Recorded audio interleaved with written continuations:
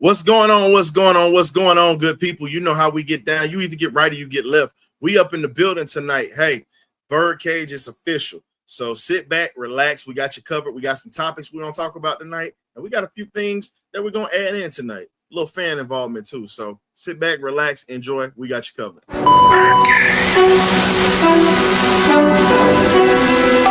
y'all, this is it.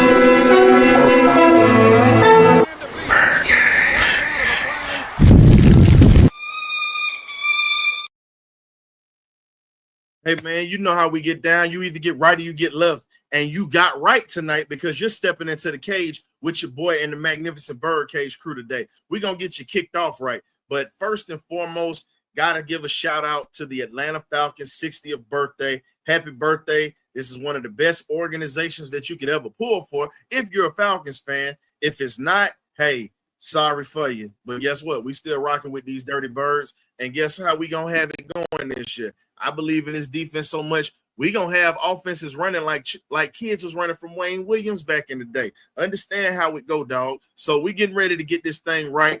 I got the magnificent Birdcage crew in here with me tonight. We got K-Dub in the building, and we got the one and only Graybeard in the building. What's happening, fellas?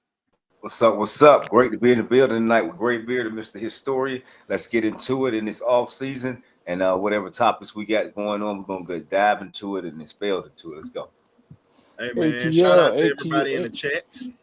ATL, how everybody doing? What's up? What's up? Hey, man, we got a lot of stuff going on right now, but we're going to bring some positive energy to these folks because a lot of stuff in this crazy, crazy world going down, but we ain't going to get into that or whatever because guess what? We trying to have a good time tonight. You feel me? Yeah, I ain't thinking about nothing but football right now. I'm good.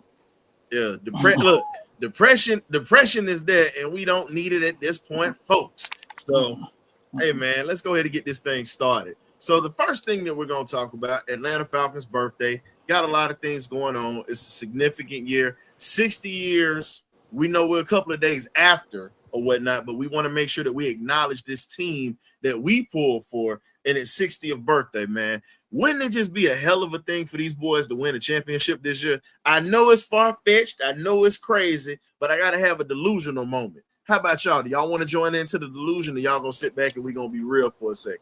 We've been delusional for 50 years. So I might as well just continue. Hey, man, I got the clown with that one, but hey, man, 60 years, that'll be a hell of a 60th birthday present. What you think, K-Dog? I mean, I'm always ready for a championship, so if they figure out and get out their own way this year, I'll be ecstatic and be ready to celebrate right with the rest of the city. So, I mean, if they turn it around, hey, look, I feel like you got pieces. Anything can happen. You know what I'm saying? A couple of injuries on other teams here and there, and some luck falls our way. And we have an outstanding season on offense and defense and put it together with coaching and calling the timeouts in a more timely situations. Anything could happen. So, I'm always for trying to win a championship here in the city of Atlanta. I'm with you on that, man. Just like my thing said, the time is now. And here's the beautiful thing about it. The beautiful thing is We got, Braves are up and down right now. We know they always make a run after the middle of the season. We know that's generally how that goes right now in the way Snitker is managing the team. But you see how the Falcons went down the path of the draft. The Atlanta Hawks are finding, we got a competent GM. We have 2 competent GMs in the city right now. This right here to me is showing that Atlanta wants to actually become a championship destination in all sports. The soccer club has got one. The Braves have one. Now you have the Hawks and the Falcons that have made moves that were not questionable finally. And now we're actually seeing the fruits of these guys' labor when they get competent people in here, as I've been preaching for the last couple of years. And with the competency that we're speaking on with the Falcons at this point, now we're getting into the point where training camp is about to start, and we're getting ready to separate the men from the boys. So getting into our first topic for tonight with us rambling, let's go ahead and get to it, man. And speaking of training camp, there's a lot of buzz that's been going on with Kyle Pitts at this point. And it's not just noise. It's actually a lot of teams that's been picking up the phone, reaching out for this kid from Miami, Philly, the Giants, and the Jets. So at this point, now we have actual Sports Illustrated has talked about it, and you got some NFL networks that have reported on it. How do you guys feel now that it's not smoke and it's actually really happening at this point where teams are really reaching out and possibly willing to give us something for Kyle Pitts? If it's smoke, they're fire. I mean, yeah, what it is to me, if you go to Philly, I guarantee you're going to have a turnaround. I'll tell you that with that offense. But I just think, hey, man, if we get fair compensation, I'm cool with it. If he go, but like he go back to Philly, hometown, Philly kid, got to be pretty much up his alley. So, I mean, let's just see how much we can get for him, because you already know we don't have a number 1 pick next year. So let's try to get a couple of third rounder, a couple of fourth rounder, and just try to build from there. I don't expect a first and second round pick for Kyle Pitts. For everybody in the chat, it's not going to happen. Will is saying if he don't produce, he'll get traded. And StreamYard wants to StreamYard tonight, but we got it covered. So I'm going to pop back in. K-Dub, I'm going to let you put your thoughts on this here, and then I'm going to answer this thing with Will that he threw out here, Mr. Axe Handle Will, as we call him. Pink Oh, yeah. I mean, my status on the agendas, I don't feel like they're going to trade him. I mean, there's a lot of people maybe inquiring about him, but I do believe that they're going to see it through and see how he does this season. I mean, I'm of the aptitude he's going to have a good season. We're going to re-sign him because he's a hot topic. Just because we want him to go doesn't mean he's going to go. Just some tell me he will play well this season. I don't know why they're telling me that. Michael Penix say he's going to unlock this guy. So, hey, look, let's go. Yeah, that's the thing, man. That's the thing. If Penix believed in him, I don't know.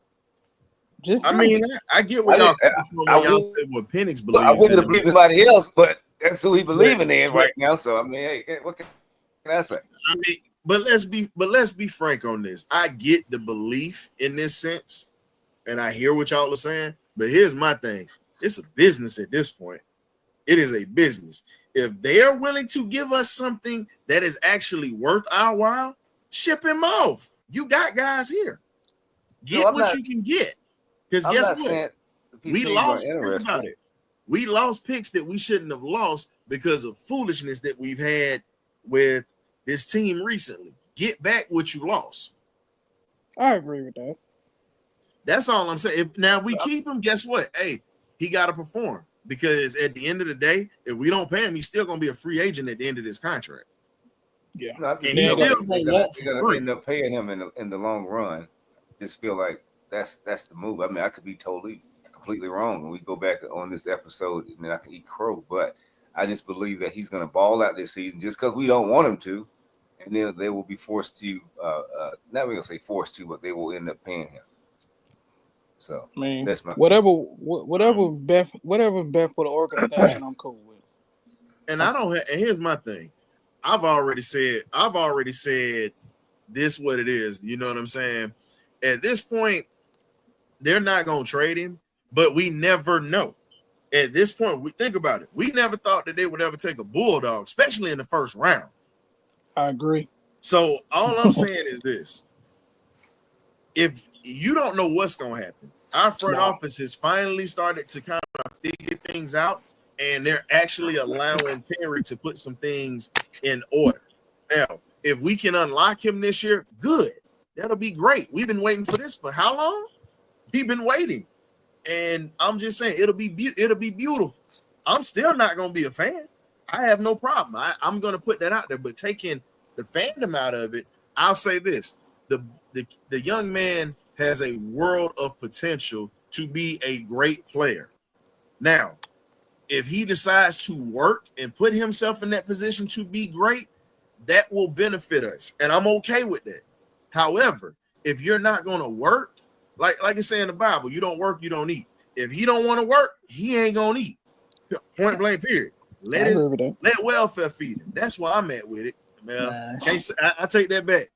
Welfare's being cut right now, so we can't say too much about that. So that won't feed it. Well, about a lot of things about to get slashed. But hey, I'm with it like this. If he doesn't produce, of course you're not going to get paid. But I'm just feeling like he's going to produce. He's going to make plays. He's going to score touchdowns. Now, the one thing I don't want to happen, of course you're not get paid. It's one thing I don't want to happen. Miami is in talks of trying to get rid of Tyreek Hill. We don't want that nutcase here in Atlanta. Keep his ass down there in Miami. No, sir. Unless they're going to take on 90% of that contract, nah, we good. Got to give a shout out to A1 Sports Forever. Chris is in the building. We also got Debo Vibes and whatnot for one time for Atlanta. My man Debo Vibes. Also check out his cuisine channel is what we would say. He does a lot of food testing. For somebody eating as much as damn Debo or whatever, I'm surprised he's skinny as hell. Man should look like he about 400 pounds at this point, as much as my dog eat. But man, Debo, keep putting folks on to some of the great food in the city of Atlanta. Tapeworm. Thank you, my brother. And A1, congratulations on your recognition that you received today for your hard work in the podcast game and also working for Fox at this point, man. So shout out to A1 and those guys in there, Smitty, and everyone else who's supporting that are fellow content creators. And if you're an Atlanta Braves fan, once you're done with this show, check out our boy Big Larry over at the Dixon Way. He definitely is going to get you right for all Atlanta sports, and even including his wife's Raggedy Gators, where Kyle Pitts showed up from. So next topic. You gotta let it go, man. Hell no, I'm not letting it go. What's wrong with you? You let it go. I ain't letting nothing go. Let it go. Man, we ain't never had no damn good first round picks to stay out of Florida. Y'all can go to hell with that. Now, getting back to this here. So y'all got me wound up and I ain't had nothing to eat or drink today. So how you think? Come on, bro. I think I'm hangry today. Now, hangry and right. Hangry. I'm sorry, you're right. StreamYard is StreamYard today. I hate this, but I'm gonna gut through this today. Our second first round pick, Mr. James Pearce Jr. Mr. James Pearce Jr., according to the Atlanta Journal-Constitution, has been tabbed as possibly being a top candidate for the Defensive Player of the Year coming up this year. How do you guys feel about the Atlanta Journal-Constitution speaking heavily on this cat? And they didn't even mention Jalen Walker being that, but they're actually saying that they see this guy being a Defensive Player of the Year this year. What does that make you think of?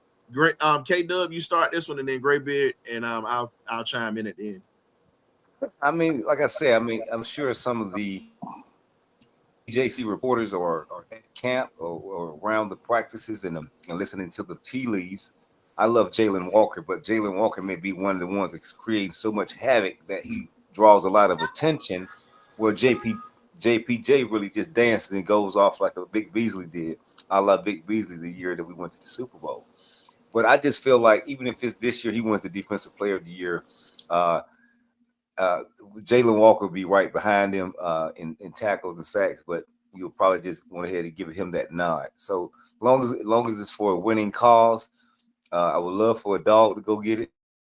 But hey, look, this a person from the University of Tennessee, a volunteer to go get it, but he's still a Falcon. I'm all for that. I'm all about the logo, and I feel like Jalen Walker has plenty of years down the line to show up and show out and represent for the University of Georgia. But I just feel like this year he's going to create so much attention playing all over the field that it's going to kind of hinder him in the beginning because he's going to be learning so much. They're going to put a lot on his plate before the season ends, and JPJ will be able to just there in that particular spot and just go after the quarterback, and then more of a way to like a running back position where it's a lot easier for him to be successful. And I feel like Jalen Walker will be kind of learning like he at Georgia, but he loves to learn a lot of different positions, but his head is going to be spinning a little bit as far as learning those different positions. So JPJ will be basically put in a better position to be successful and go get that defensive player of the year. So whoever gets it, I'm all for it. They both are uber talented players, and I feel like they'll help the Falcons both in a great way this upcoming season. I'm with you on that. I see a lot of things that's coming, but for me, I don't think that I know what you're saying about Jalen. I can't leave Jalen out of that equation because I think that he's going to have just as much of a chance for that defensive player of the year as JPJ. And if both of those guys are competing for that honor, that's going to be good for us because that means what? We have a pass rush, ladies and gentlemen. We getting after, I put it this way, we getting after them kids as a dentist gets after cavities. That's how we get into it. So, great bit, what you got, man? I mean, I like the Bug, man, positive Bug, man, but we don't know what's going to happen because they ain't even took a snap yet.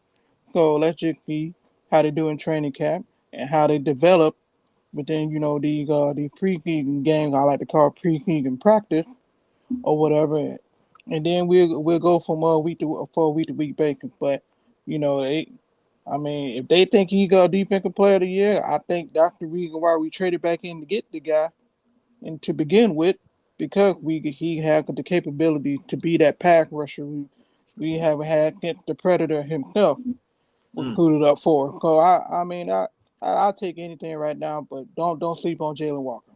A Bulldog fan understand what that man can bring to the team. And then you come out with a Pearce Jr. alongside of him, man, sky's the limit. And here's my thing. I still see Zach Harrison as untapped potential. This is the thing. I got more upside for Zach Harrison than I do Arnold Ebiketie, if you want to be honest. Ebiketie has to get it right this year. You're laughing, but I'm not lying. Yeah, he started to figure it out at the end, but here's my thing. If he can't fix it by this year, his last year on this rookie contract, hey, man, you got to let him go. Yeah, I you got to replace that. I agree. Players here. I agree, but I think some players develop a little bit quicker than others, and that's been proven. I mean, but like I said, this is his last year, and especially if he wants to get paid or be an open audition to any other team that want to scoop him up and pay him as well, you're going to have to ball out. Now, here's a question for the chat. Now, Debo Vibes just answered that when he talked about the speed that was added. Now, when we're talking about JPJ possibly being the defensive player of the year, another player that I feel like could be a comeback player of the year, in my opinion, would be Diablo, linebacker that we picked up from the Raiders. Diablo. A guy that fell off the radar. Got him. I can see him. I can see this dude coming in, and I'm not saying that he's going to be like that, but he has similarities of a four-year Luakon. And y'all too remember the battles I used to have with a coach that used to be on the show with us back in the day. And I told him that Foye Luakon was a gamer. That was a guy, and he was like, oh, he just doing this on special teams. Okay, he gets in. Oh, the defense is weak. Goes to Jacksonville and does the same thing. Diablo has the same type of makeup and DNA with having a nose for the football. We just have to make sure that this man stays healthy. Like, let's be honest. He can have an impact like a Porzingis for the Hawks right now. If Porzingis can stay healthy, you have a guy that can come in and just light it up. You got a guy that can do it.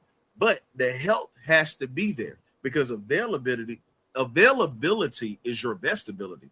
And if you don't have availability, you pretty much got a suite over in the Piedmont Hospital with fresh Jello bowls and tapioca pudding waiting for you.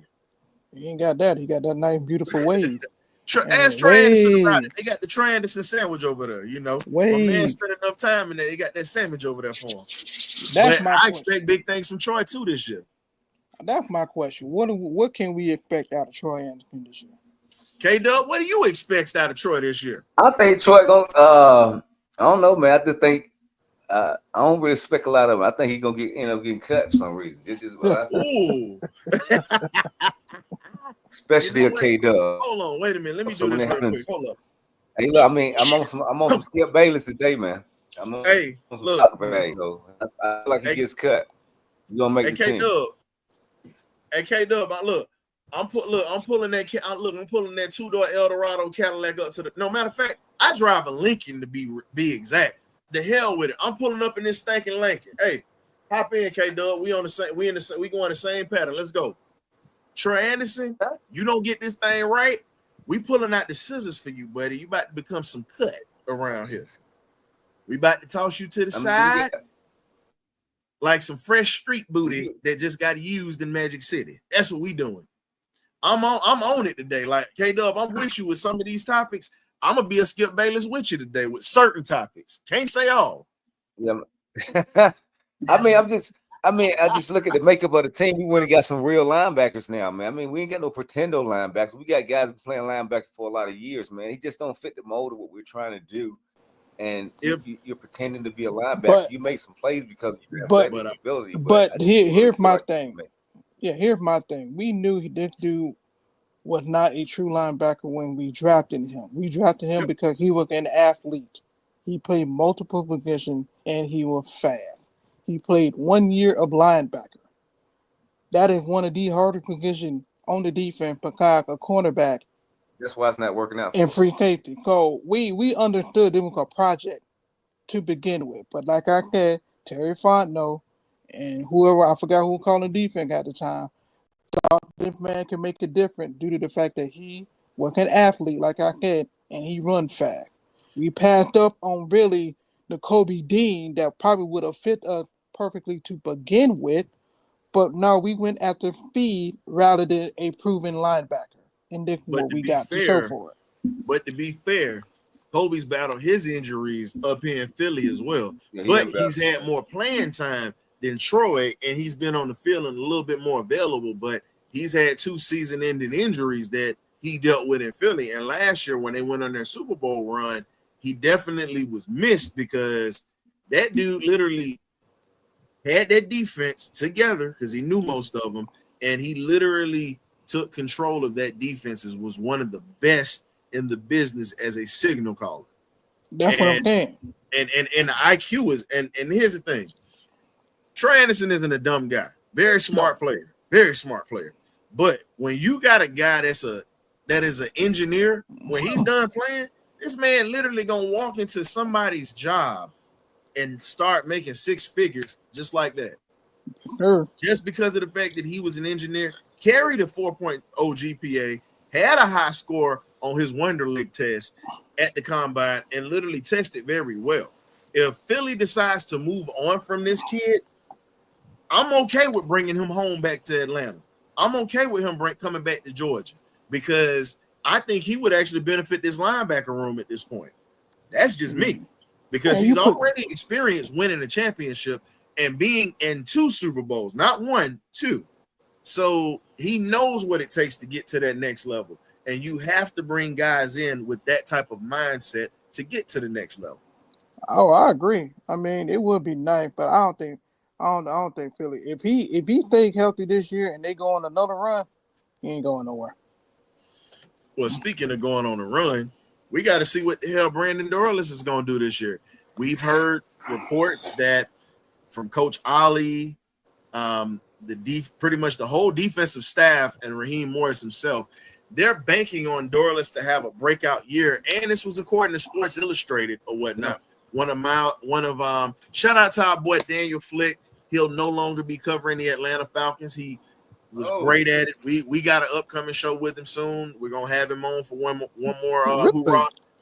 He's going to be covering Indiana basketball, trying to get some things straight for school. So shout out to Mr. Daniel Flick, who was covering the team for a bit.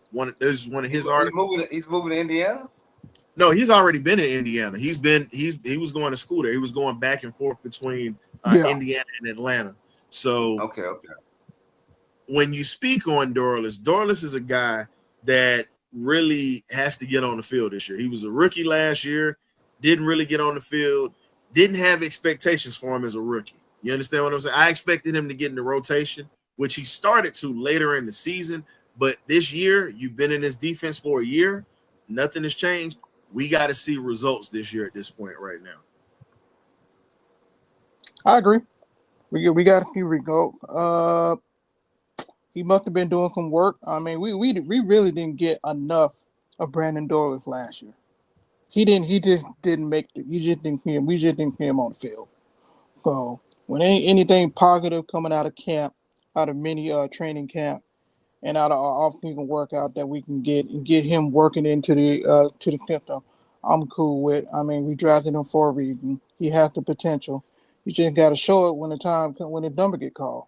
I mean, the Mike Tomlin philosophy is not just his philosophy; it's just football philosophy. Period. Next man up. So he just need to be ready and have his mind ready whenever his number get called. Perform, audition, execute. That simple.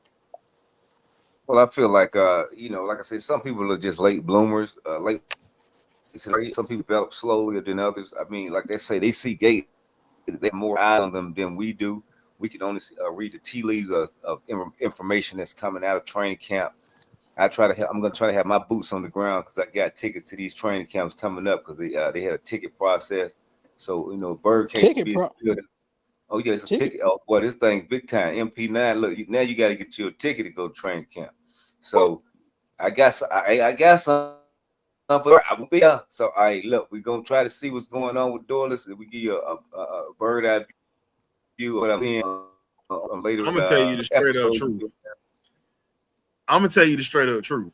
And a lot of people, y'all gonna get mad at me today, but I'm pretty much getting ready to be like Pappy Mason was in the 80s for Fat Cat Nichols in New York. If you know who Pappy Mason is or whatnot, I'm coming for your necks. Understand that. And I'm getting ready to drop some knowledge for you. So here's my thing. I'm gonna tell you like this. I don't give a damn what the offense does in the offseason at this point. I really don't. Reason I say that is because guess what? If we can't stop anybody, that means nothing. It means nothing. We were in a shootout with Washington last year when we had to make adjustments and we made them. But here's my thing. If we giving up damn 20 to almost 30 points in the first half, you can't keep climbing out of these deficits. I'm focused on my defense. I need to see what this defense does. Look, we already know Michael Penix got a howitzer for an arm. We get it. For all you offensive lovers out there, y'all can go ahead and do it. I'm a defensive guy.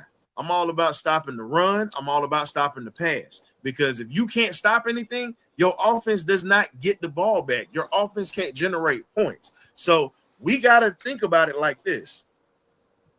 Don't put too much emphasis on Michael Penix right now. I know everybody excited about it. I know everybody talking about the offense. We all have focus on the defense. Because guess what? We got a head coach that is a defensive specialist. This is year number 2. If you cannot get this thing straight defensively, it doesn't mean anything. Penix can throw for 5,000 yards. And if we can't stop anybody, we lose games. So until we get the defense right, that offensive bull BS doesn't see. I almost cussed. See, the decorum almost went away. And this is all I'm saying. We have 4 defensive gurus on this team. 4. Raheem, Olbrick, Jerry Gray, and now you also got Coach Ollie. If we can't put this thing together with all this talent that we have on the coaching side of things, and you got a young up and coming Zach Robinson, who is still trying to figure things out in his second year, which I think he's going to get better when he understands rhythms of the game. But the only way that he's going to get better and the only way Penix is going to be a great quarterback is if our defense can get him the ball back. So at this point, y'all can keep talking about Penix, but at this point, I don't give a damn about Penix right now. I only care about my defense because if we can't stop anybody, we can't win ball games, folks. I agree. I mean, I agree with that sentiment. I think we need to go back to complementary football where the defense complement the offense and vice versa. So I think people are a little bit more excited about this defense, especially how we did in the draft, how aggressive we were in the first round, and what we got. Even though we only got 5 picks, but the undrafted free agent that we got, and then on top of that, the undrafted free agent that we acquired too with Kobe Bryant and all these other guys, man. I think they're going to be quite a buzz in Flowery Branch. And K-Dug, I'm going to link up with you to get one of them tickets because I definitely ain't getting none. But I think at the end of the day, man, the defense is going to set the tone for the team this year. That's just my opinion. The defense will set the tone. If we want to make a playoff run, a realistic playoff run, the defense will set the tone for the offense. No, man, I'm all wholeheartedly like what both of you are saying, historian included. I just feel like, the defense, of course, that main thing. If they don't get their defense together, everybody's going to be up out here. So they have to get their defense together. Right. They have to get the defense together. That's written on the wall when you walk in the door right now. Defense, line up. Let's go. But I need you to preach. I need you to keep preaching on that, K-Dub, because we know what the offensive potential is. We got all these damn weapons. Here's the thing. If we can't stop anybody, it means nothing. Because guess what? We barely gonna see Penix on the field if they can't stop nobody. Let's be honest. Shoot. No, I understand what you're saying, but I'm not trying to poo-poo my defense. I feel like that defense on paper looks like it's gonna be leaps and bounds way better than was last year, and we have a competent defensive coordinator going to be calling it. So I'm not saying that I'm just not only looking at the offense. I just never seen them where you have to get in line to wait up for tickets for the damn training camp. That's crazy. So I just know who at quarterback. That's all I'm saying. So I don't think the lineup to go see Jalen, but I just feel like it's Jalen, of course it's JPP, of course it's Penix, of course it's London, but I'm just saying to glide everybody together this particular year. Now, if you don't have a ticket to come in, you ain't coming in. It's like a game now. But here's the thing, everybody they finna recoup this money. It's all about business, and we already know the reason why they're doing it. It's the economy at this point. That's the reason why a lot of folks is doing this, because it's not just us. Eagles are doing it because they used to let people live for free. They didn't charge me for their tickets. Oh I'm saying all the places that are around now, and you remember we had Miss Connie Carberg, who I spoke on, the first woman scout in the NFL. She tunes into this show or whatnot. So shout out to you, Miss Carberg, New York Jets and NFL pioneer. She will be on the show next week, by the way, ladies and gentlemen, to tell her story while we're waiting on training camp. And she's going to talk about her days of being a scout in the NFL at that time and actually helping with the draft. So we got some stuff coming for you next week. So outside of that, I'm with Ann on this one. And now this is a good buddy of mine. We go back and forth on X. She's a Saints fan, baghead, unfortunately. But she support she support the show. She show love or whatever, so I'm all right with that. But I just don't like that raggedy team she like down there in that toilet bowl in New Orleans. But it's all good. Don't think I forgot about what you said. I had to throw that out there earlier. That's why I said it was a toilet bowl. But anywho, like Ann saying, and it's just the honest to God truth. Without a defense, we're gonna be in a situation where we actually look like the Cincinnati Bengals did, where they figure it out from time to time, and their offense got to carry them because their defense can't stop a nosebleed. And I get the moves that we've made, but how long is it going to take these young guys to learn, catch on, and also, are we going to be able to stop the run?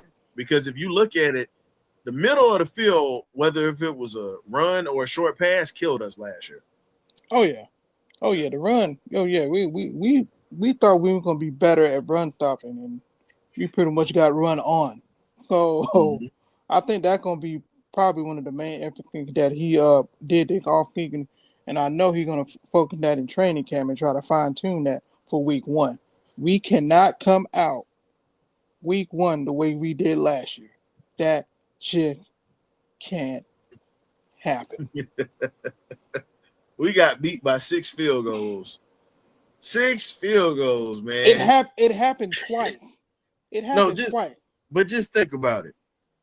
My grandfather, shout out to my granddad. He was a Falcon fan back when this team became an exception. He said, let me see if I can emulate my grandfather's. Well, here we go. Them damn Falcons, they find new ways to damn lose. They sit there and make you meal bad on this damn Sunday. You got to understand something, boy.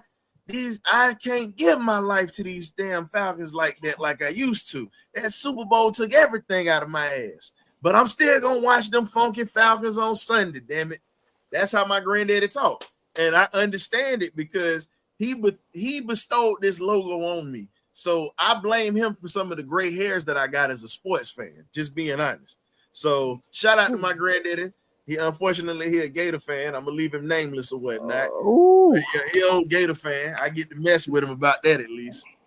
You know, he don't like the fact that I talk about Kyle Pitts on the show. He done told me that over the phone. I know he did. But I told him, hey, say what you want, but Brock Bowers is better. And he couldn't say nothing after that. That is true. And we gotta but think about it, man. We gotta keep it fun and keep it light. You know what I'm saying? Because it's a lot of depressing times we have as Falcon fans, but it's still a lot of good moments too. So yeah, 60 years worth of moments. A freaking roller coaster. Ooh, tell me about it. So, and speaking of a roller coaster, and we're talking about adversity or whatnot, Mike Hughes, pretty much starting cornerback right now with Atlanta. He went through a lot to get to Atlanta. And you talk about a guy that was a former first round pick that was very good at UCF back in that time, dealt with injuries, setbacks, and so many things in his personal life. And with the article that was written the other day by the article that was written the other day by Daniel Flick, matter of fact, one of our guys, he for our Sports Illustrated, pretty much he talked about how he's broken his legs. He broke a vertebrae in his neck. He's torn the ACL. He hurt his neck when he came back to Atlanta. This man has had inseparable odds stacked against him during the time. And from the conversation that he had, he says it's bittersweet. These are the exact words. And I'll pull it up on the screen for you guys so you can see it, so I can read it to you. And when you talk about adversity, there's a lot of adversity that we see that we get challenged with. And we're seeing it in public leadership currently right now. We're seeing it in, the military. We're seeing it in everyday life. There's adversity that is just obvious at this point. But as he told Daniel Flick, he says, it's bittersweet, bro. I've been through a lot. I've been playing football my whole life. I don't take it for granted. Never really got hurt until I got in the league. So kind of saw the bigger picture of the game when I wasn't on the field. I just never take it for granted. I'm blessed to be here. I'm going on year 8. A lot of people don't make it this far. So I'm just blessed and taking everything in stride. So entering the 2024 schedule, Hughes had 72 games of professional experience under his belt, but had logged only 22 starts, a number that he's nearly matched last season. Hughes had all 15 appearances in 2024, setting career highs with 66 tackles and 4 tackles for loss. However, he wants more ball production, and he hasn't made an interception since 2021. So I'm not going to read the whole article. If you want it, go to Sports Illustrated and type in Mike Hughes Sports Illustrated, and it'll give you the article. Very well written by Daniel Flick. Once again, we're going to miss these type of articles from this guy. How do you feel now that they got Kobe Bryant? They've got guys that they've brought in here for competition at this point. He's at year 8 now. How do you feel that this old grizzled veteran is going to make it through the rest of the time he's in Atlanta? They just paid him. And do you think we actually keep him through the whole contract, or do they trade him or whatnot and let the young gun take over? Because we've heard a lot about Kobe. I think it depends. I think it depends how developed Kobe get through the training camp and probably the preseason, along the probably the first couple of weeks of the regular season. I mean, you just don't pay a guy, then turn around and just get rid of him. We done that too much in Atlanta. We need to go ahead and chill with that. But I think with his experience, I believe with him being able in another situation and whatnot, I think we can. I think Raheem probably gonna lean on him more to try to mentor young Kobe and try to get him up to speed. So I mean, I think it depends on the players, man. The player is gonna depend on whether or not what the coach is gonna do on their next move. Okay, though. Piggyback off what Gray Beard was just talking about. I mean, I just feel like it's always going to be about, which player wants it the most. If Kobe wants that starting job, Mike Hughes right off his team. So it's going to be tough decisions. It's only going to be a 53-man roster. There's only so many people can make the team. I think he brought back a lot of these guys who were very familiar with the system, basically to be like coaches on the field during this training camp process. If you can go out there and keep your job, then that's fine. But we didn't bring in all this young talent to sit them on the bench. We're about developing and making this team younger, faster, and more adept to winning at a faster pace. So if Mike Hughes can hold his spot, then it'll be great. Then they have a veteran leadership out there on the field. But I do believe they brought this young talent to play and play right away. But it may say they may feel like Mike Hughes starts the season off and plays until like week 4, week 5, and Kobe takes over. So we'll see how it plays out and who they keep around. But that's just my sentiment. It's really up to the players. I do feel like Kobe's good enough and he'll play his way on the field early rather than later. That's just my opinion. I'll say this. I think for a guy that has the experience that he has, even if he does end up going elsewhere and being in a situation where he's gotta produce, I think he's going to still produce. But I think it's, like I said, it's time warranted, because now with the injuries that he has, it's like a used car. You paid for the used car. You're gonna try to get as many miles out of it as you can.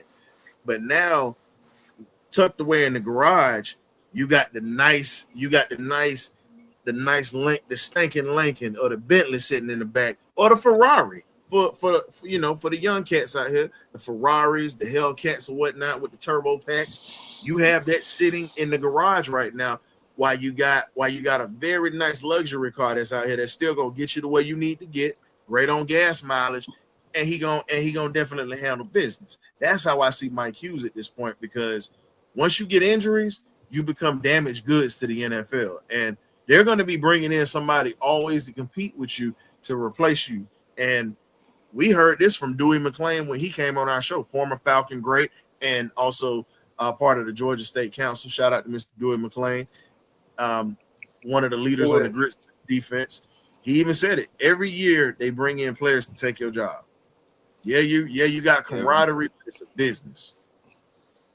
So that's the reason why I made the comment I made earlier about Kyle Pitts, and I said it's a business at this point. No hard feelings, but it's a business. You don't live up to what you're supposed to, guess what? You got somebody that's about to take your job. But I'll say this, man. I think the adversity is putting him in a better position mentally to be able to attack as a player that's going to play with a chip on his shoulder, and we're going to probably get the best out of him if he stays healthy. Fact. I agree with you 100% with that. That's a good assessment. And go ahead, K-Dub. I'm sorry. No, I was just saying that's a great assessment. That's all I was saying. I was just echoing what you were talking about. Now, here's my thing. AJ better not get too comfortable either. If AJ can ball this year like he did last year, we good. But don't get too comfortable because you had one good year. You got to do it consistently. You've been quietly doing some things, but there's a lot of things that you've been doing that kind of make people scratch their head too. But I'm okay with having AJ because he's been one of the most elite corners in the league. You understand what I'm saying? So regardless if you like him or not, the man has been producing. Now, one thing I am gonna say, I'm good with Kobe Bryant, but we hear people pushing the narrative of drafting AJ's brother. Oh, here we go. Yeah, they already pushing that narrative, and I'm shaking my head like, no. Here we go. Here we go. Oh, listen, I don't want him just because he's his brother. We watched him play last year.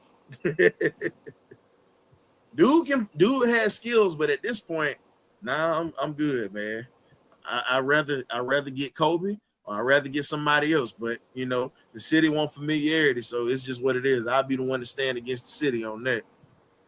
And I'm okay with being the bad guy. I told you that. You love being the bad guy. That's right. Pepe Mason. Shoot, you know, gotta be like Pepe out here, you know. You know what it is when he rubbed them hands together. Hey, what was that song that R. Kelly had with Jay-Z back in the day, Best of Both Worlds? And he said a combination of Pepe Mason and Larry Davis. Come on. But I'm not gonna get too crazy. I'm not gonna get too crazy with it or whatever. I'm in my bag today. But yeah. Let's talk about this Let's talk about the undrafted free agents that have a chance to make the 53-man roster. Oh yeah. Oh yeah. How do you feel with a lot of these guys that were supposed to be top draft picks that are coming in? From Kobe Bryant, you talk about Quincy Skinner. We always talking about Nick Nash, but Quincy Skinner is the other sleeper at that wide receiver position that's fast as hell and they can catch the ball and go. Simeon Barrow, of course. And I mean, I'm not gonna go through the whole list. You know, my man is Joshua Simon. I'm pulling for that boy to make the squad. We know. Damn right, I'm gonna say it. Look, if K-Dub can sit up here and be the conductor of the damn Penix train every week, and we don't have a topic about Michael Penix, and he want to mention that man's name, y'all can go to hell and get off my back. Both of y'all. Or anybody else in the chat. Damn it, I'm gonna talk about Joshua Simon. The conductor, baby. Like a t-shirt. Shoot. Yeah, you do need to make a t-shirt. Real talk. Hey, look, you have it on the train. Let's get it. Michael Penix right there in the locomotive talking about the conductor. You might as well get you a damn. You might as well get you a train conductor hat and get a 9 stitched in the middle of it, bro. Real talk. Go right along. Real talk. You right look and wear that every week since you're gonna be the conductor of that. Have it right there on the back. K-Dub. That's I'm telling you. I like that. But getting to it or whatnot. And then another guy that's at corner that nobody's talking about, I'll say he reminds me a lot of Robert Alford minus the pass interference. Well, I take that back. I take that back. He got a little bit of PI on him because he don't trust his skills. There's a kid out of Oregon by the name of Dante Manning. Runs a 4.3 40. Long, can run, but does not trust his instincts at all times. He's a project for Jerry Gray to work on, but definitely is a lot better than the backups that we have on this team. Just to be honest, I watched the kid play and seen him in person before.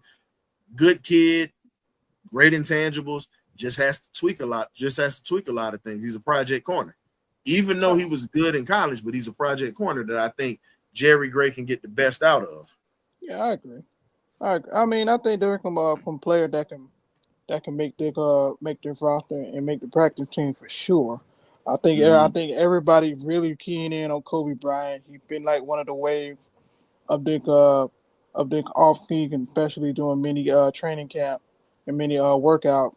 Him, Nick Nash, Josh Clemens, Yo Boy, and our boy as well. But I think there's gonna be some sleepers that we come out of nowhere and make the team that were undrafted that we don't talk about as much. So, hey man, if whoever is the better fit for this team, if the coaching he's the fit, go for it. I'm with it. Let's just go out there and win football game. That's my whole focus. I mean, it's going to be a lot of opportunity for these guys to make the team. That's what they sat here they have the best opportunity in the league to make the team because we only had 5 draft picks. And I just feel like we're like at least 2 or 3 of those guys. I want to say 3. I just got a feeling 3 guys from the undrafted free agency will make the Atlanta Falcons this year. So I agree. I can't expound on which 3 will make it. It may be a Joshua Simon, it may be a Kobe Bryant, and it may be the defensive tackle out of Miami. So I mean, that's just the 3 guys that I spotlight, but I could be wrong. It could be a different 3, but I just feel like 3 people from the undrafted free agency guys will make this roster, and some of those veterans will be bumped off this roster. It's just my opinion. I don't think you're wrong, brother. I don't think you're wrong at all. I think you're right about Joshua Simon. I know if he make this roster, if they give him an opportunity, if the opportunity presents itself, I know he'll perform. When you talk about a guy that also set a couple of records in South Carolina and was a top player at Western Kentucky, and the man balled out on a team that really wasn't that great. Let's be honest. South Carolina was solid, but their offense was inconsistent. They were a good team, but they weren't great while he was there. They had a good year last year, but the year before that, they were up and down. You get what I'm saying? And he was a bright spot. Yeah, I see them making the practice out there also. I think with South Carolina, once they got the quarterback situation, they became a formidable football team in the SEC again. So Wallace, with Dante Manning, here's the thing. Manning is a guy that has size and speed, and he's got all the intangibles to be a great corner. He just needs a little fine-tuning. And that's the reason why he went as an undrafted free agent. And he's very good on special teams. So you're saying that he's not a good fit, but here's the thing. I trust him more than I trust some of the depth of my damn team at this point. Because all them corners that we got and those bodies, they're pretty much crash dummies at this point to me. Sit them in front of a car with their pads and just run them over. Run them over. Crash dummies. Not crash dummies, man. No, they're not crash outs. They crash dummies. Crash outs is different. Crash dummies are the ones that's getting run over and getting just done any kind of way. That's what they are at this point. They are crash dummies. So disrespectful. Or should I do my country French accent? Crash dummies. Either way. Disrespectful. I'm just saying, half the stuff that we got backing this team up right now in that secondary is as awful as Skyline Chili that's in Cincinnati, Ohio right now. I'm just saying, it's just as awful. Yeah, I said it. I've had Skyline Chili and I ain't impressed, damn it. Well, you better have entire city of Cincinnati coming at your throat. What's up? Man, look, everybody, listen. They can't say much to us anyway. Them jokers literally have not won a Super Bowl like we haven't. But they started in the 60s. No, they started in the close. Don't mean anything. Close. Listen, if a frog had wings, he stopped bumping his ass at this point. He would. A fraction of a second. It doesn't matter if it's that close. Come on, man. A fraction of a second. Chase was wide open. But here's the thing. But here's the thing, though. Julio made the catch. We were that close to winning too, but we still lost. That was the last. What's the difference? And wait a minute. Let's get to it. Cincinnati has been to 3 Super Bowls. We've been to 2. And think about how they lost. They lost on the goal line stand because the 49ers stopped them in the first one. And they had Pete Johnson, an Ohio State running back, Georgia man from South Georgia, and literally got stopped on the 1-yard line by Dan Buns. Out of all people on that defense. Dan Buns. I forgot about Dan Buns. And then they lose to Joe Montana in 88 at the last second, pretty much with a drive like Brady did on us. The difference was Montana threw it to HBCU legend and Delaware State legend, Mr. John Taylor, to end that ball game, by the way. But then when you look at the Super Bowl that they were just in, I mean, they was in a dogfight, and they lost at the end. Aaron Donald, which didn't want to be denied that time. He was like, "Nah, bro, you got to go down." but But still, though, man, I think with this team, man, with all the element and ingredient that we got, man, we just need to put them together. And I think for the fan base, man, they need to be excited, but we also need to be realistic. They're not going to pick up just like that. I don't expect the team to go 5-0. If we can go the first kick game we go 4-2, we're off to a great start. With the roster that we have, with all these new people or whatever that we have available, and whoever undrafted free agent we do sign. I mean, we do add on to the 53-man roster. Like you said, chemistry take about 7 to 8 weeks. That's just all I'm saying, and let's be realistic. Damn sure ain't gonna be your New Orleans. Your New Orleans stinks. I can tell you that now. We sweeping New Orleans. Payback from one game at a time. Listen, we sweeping them in the pot just like they chopped sausages, shrimp, and everything else in some gumbo water. That's what we doing to them Saints folks. We finna boil y'all, eh? Yeah, I ain't cousin said, "Hey, I stopped it." Trust, but we're coming for you, buddy. I told you I got us 11. I told you I got us 11-6. The worst is 10-7. That's what I have us, because I think that schedule is very manageable at this point. But when you look at it, I don't think we lose to the Saints. I think we can actually whoop the division. The only team I'm more worried about is Carolina more than Tampa. And I know that might sound crazy, but we play Tampa well. We just match up with them well. It's Carolina where we're like Dr. Jekyll, Mr. Hyde. New Orleans, that game goes either way, and we've seen that. We lost to a 2-7 New Orleans team last year. The records go out the window with that rivalry. Oh, God. Well, I see. Well, like I said, I'm on record saying at least 9 to 10 wins, and I think that still wins our division and takes us to the playoffs. 11 wins. I want to sweep the division. 11 win. Yeah, I'm just gonna say 11 win guaranteed the division. I think 10 to 11 win probably guaranteed the division. If we get anything under that, I don't know. You hoping, and we'll have to be in a shootout game again like we were against Washington.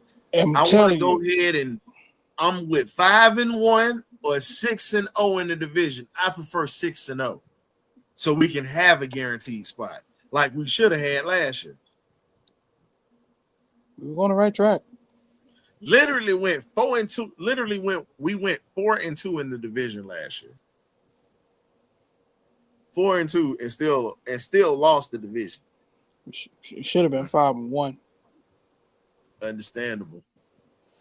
Really, it should have been 6-0. We shouldn't have lost to the Stanks or those Pussycats. Shouldn't have lost to neither one. Yeah.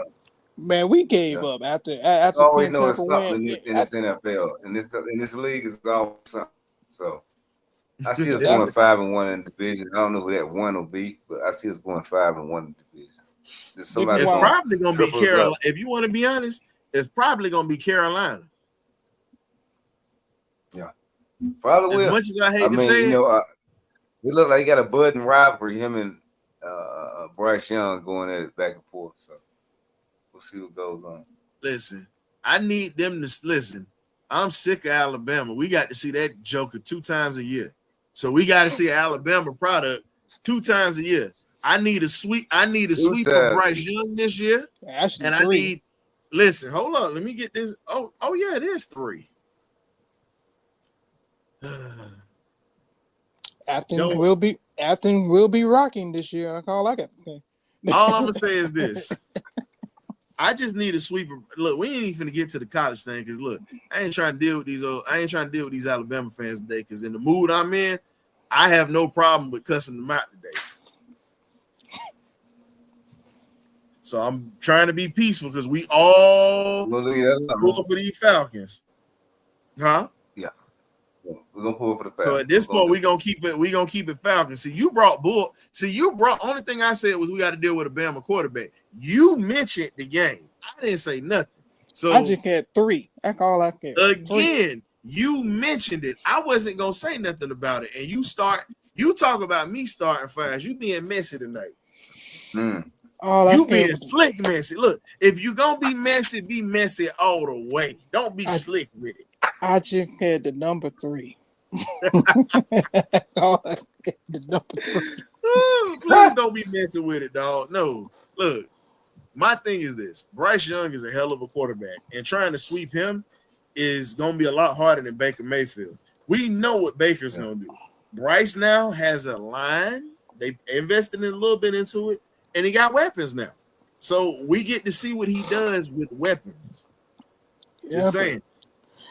But Tampa don't reload it a little bit too. Man, they just listen. Listen to me. Tampa is as sweet as fresh peach cobbler that I'm gonna have tomorrow, and a sliced sweet potato pie.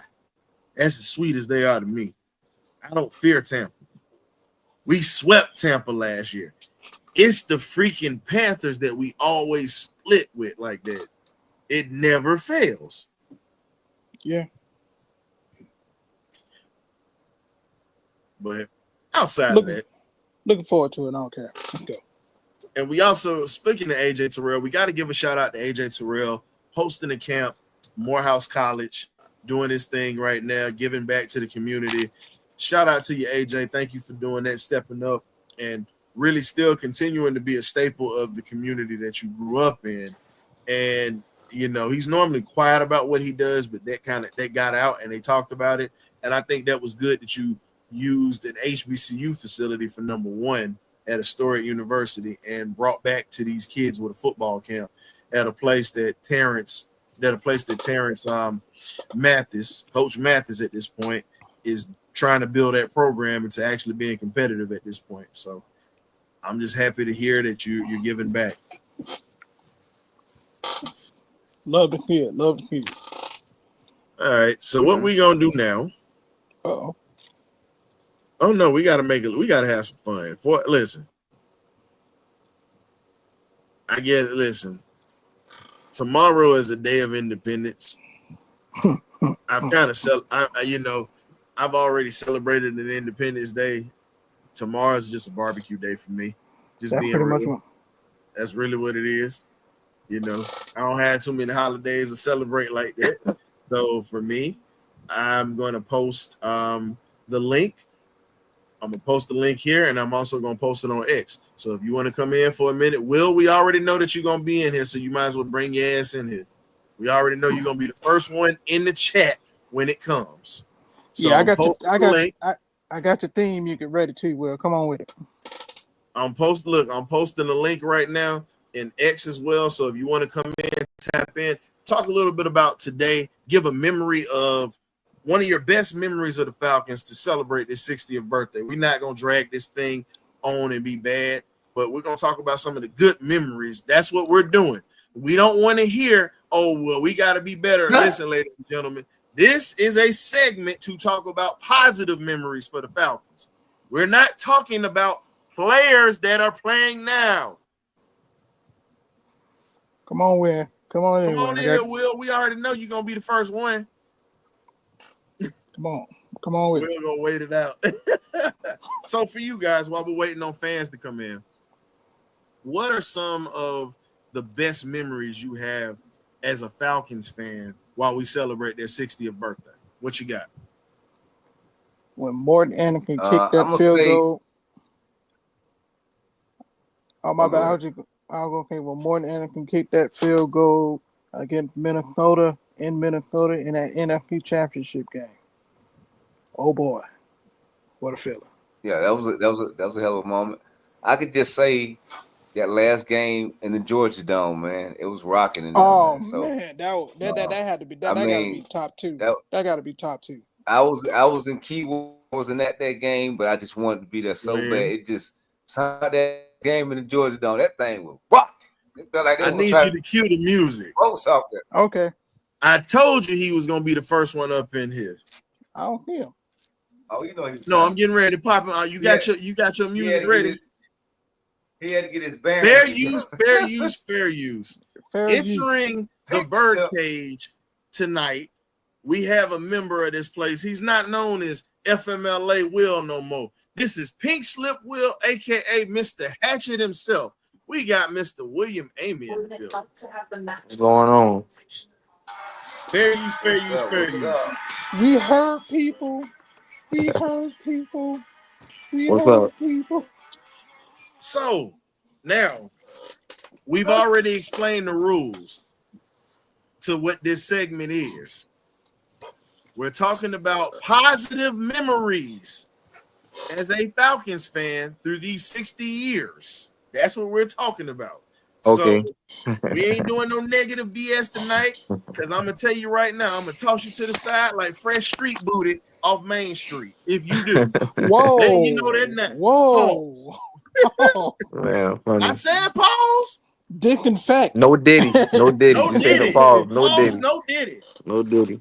Diddy What you gonna got, have his Will? What's revenge. good? My favorite memory about Michael Vick, I think that was what that is. That was 2000 and I think that was 2004. That wild card. I think we would get us to that wild card game. No, matter of fact, it was that for the division. We walked off on a play with Michael Vick scramble. That was one of my favorite memories. That Minnesota game. There was a hard atmosphere, and Michael Vick just carried the team on his shoulder. That was Yeah, probably one of my best moments in that game right there. that was a good memory. Gotta I go went back to to my that. boy Vic. I went to that game when Julio got 300 yards. I went to that game. Oh yeah, oh Unreal. yeah. But Vic, Unreal. what Vic did, that was unbelievable. When it was like he actually scrambled, he didn't see nobody open. He just ducked defense and then he ran. I think he ran somebody open, then just kept running and just did two little juke stuff, whoop whoop, and scratched the ball out. That was the one of my top moments ever in Falcon history when Vic scrambled for that like last game, and it was like one hit run, like home one hit run. So that was my favorite moment though. Falcons versus Falcons versus Minnesota to advance to the Super Bowl. That's what's up. Oh yeah. What's up? What you got? Good. Well, That's a no. good When memory. Vic was here, we didn't play No, we him. ain't went to Super Bowl. I think that we went to No, that a was a wild regular No. card. season. That was a regular season game for overtime win. But I know which one you're Okay. talking about. Yeah. No, you talking about when we went to the NFC Championship game against. No, Vic. No, he's talking about when Vic actually won the game for us around overtime against the Vikings. That's the game he's talking Oh about. yeah, that's right. Yeah. Yeah. Oh, when he made the two players collide to each other. Yeah, yeah, that was good. That was regular people. All right. K Dub said what the Georgia Dome was rocking. Great bit had that. I have to say my first. I was a kid, little kid, Fulton County Stadium. God rest my biological father, soul, Chris Walker, rest in peace. Everybody know him. Big Chauncey know him over there at MD Collins High School. If you know, you know. Track and football was that dude. But he took me to my first Falcon game when I was a little kid, and this was in 1991 when we ended up playing the Seattle Seahawks, and Dave Craig was quarterback, and Deion Sanders ran a punt back pretty much had a house call with a punt. Remember him? You know, Deion doing his thing or whatever, stepping, getting the crowd into it. Ball goes up in there, he catches it, and he just housed it. Oh, You know what I mean? And I'm a little kid. I spilled my Coke in that game. I had a little red cup of Coca-Cola. If you remember the red wax cups that they used to have, that old Coca-Cola cups, I spilled it all over myself because I was jumping with excitement because Deion took off and ran down the sideline to the house or whatnot. That was one of my favorite Falcon memories during my childhood. But as a grown man, watching the Falcons win that NFC Championship game like K-Dub, living here in Philly and just having to hear all the trash they talked about us all year, and they had to watch us beat Green Bay and get to the dance. Yeah. But after that, I ain't gonna talk about it. But that was a hell of a memory, though. yeah, that was. It was hell of a memory. I mean, it was something about that game. That game was just. You just wanted to be there. That was always at the bottom of the map, man. I was a key. I just wanted to be there so bad. Man, I want to jump to the TV. But I mean, that was a memory. But for us back in the day, I would say also Michael Vick memory was him beating Green Bay, in Green Bay for the first time in the winter. First opposing team to beat Green Bay in the playoffs in their long story history in their house. Nobody had ever beaten them in their house. Yeah, so that was a memory too. The only team that came close to doing that was the Dallas Cowboys during the Ice Bowl, and they lost to Vince Lombardi's Packers. Other than that, nobody beat them in their house in the playoffs. We're the only team to do that. We were the first to do it. Yeah. So those what made it even sweeter was Brett Favre was one of our quarterbacks. Remember? Yeah. Yeah, I remember that. I remember that. Yeah, he sold us out though. He went to Milwaukee, No, and, But I think he got traded. I guess he asked for a trade. I guess Brett didn't sell us out. Jerry Glanville, let's be real. Jerry wasn't a Brett Favre guy, and he had disagreements with management. But being honest though, Jerry kind of saved his life because Brett was overweight. He got over to about almost 260 pounds when being in Atlanta, drinking and partying. Yeah, man. Brett.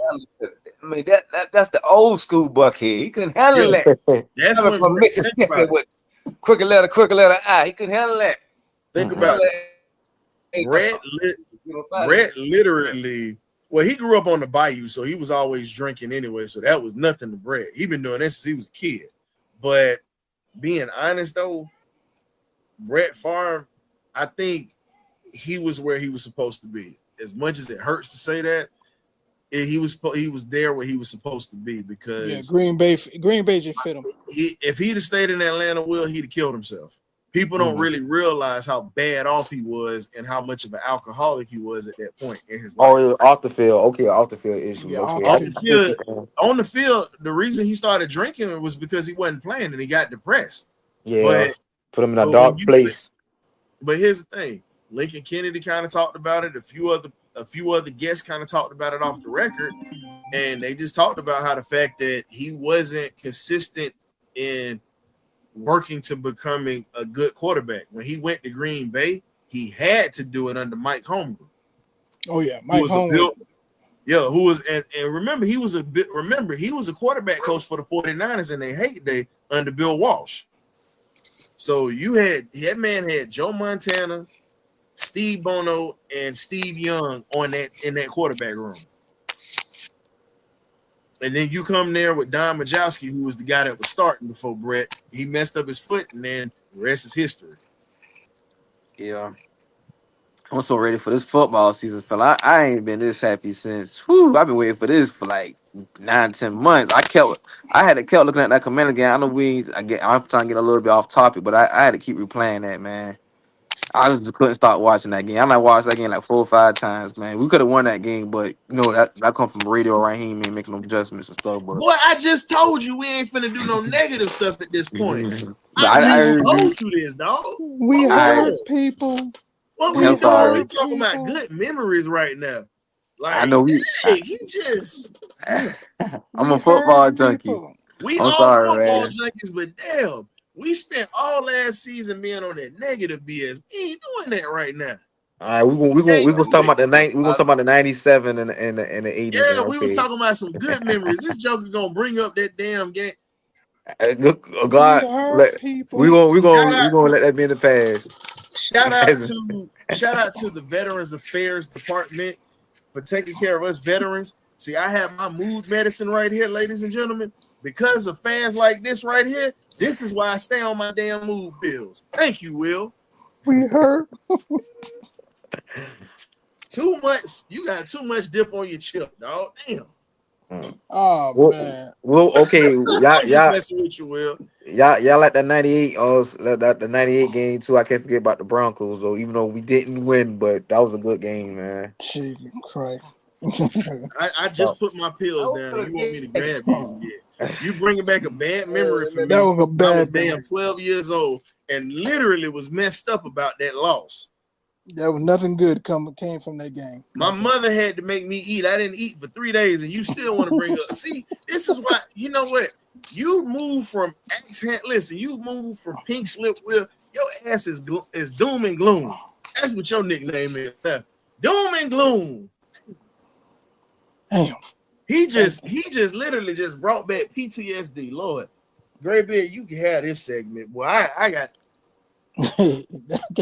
Boy, I'm running that game back in my mind right now. I'm like, oh God.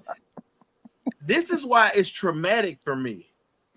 We watched the Georgia Bulldog, who was in our backyard, kick our ass in that Super Bowl, and Terrell Davis, who was a league MVP, a Super Bowl MVP the year before that, and then the man ran for 2,000 yards that year, and he was in our backyard.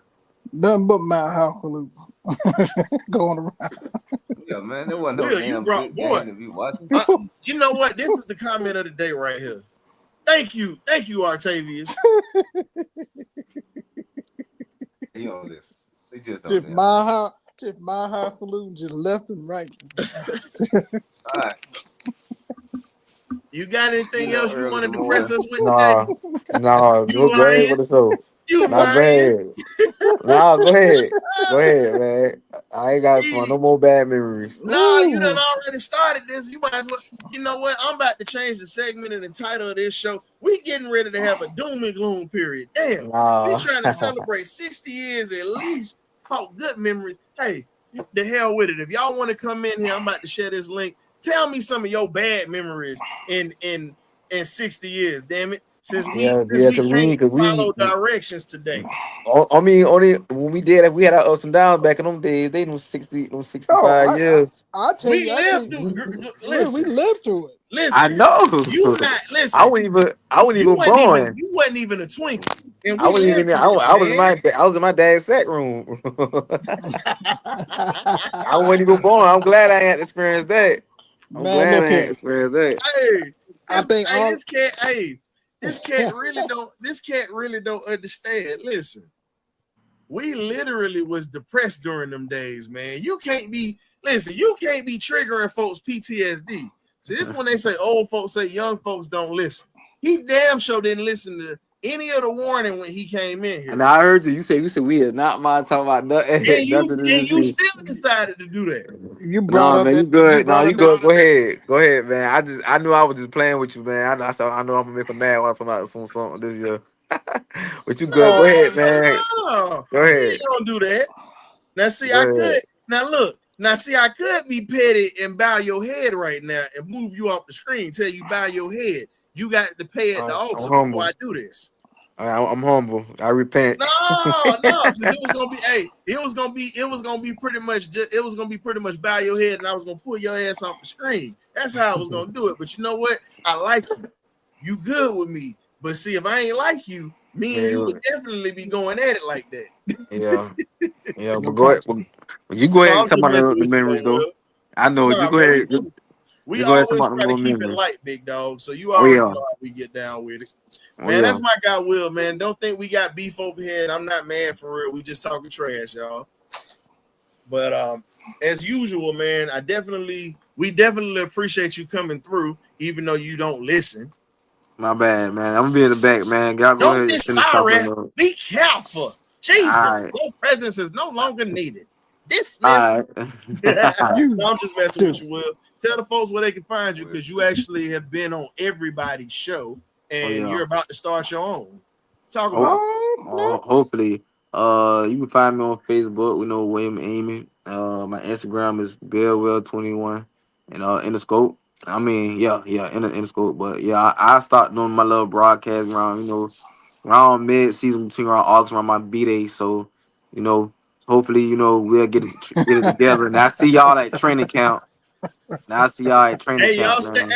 Y'all stay away from Will and throw some holy water on his ass, because this fool gonna sit there and say something horrible, and it's gonna happen. Axe handle Will, everybody, aka Mr. And when you see him, y'all either call him Pink Slip Will, Axe handle Will, or you call the brother Doom and Gloom. Because damn it, when he walk around, it's a cloud hanging over his head. Run when you see it.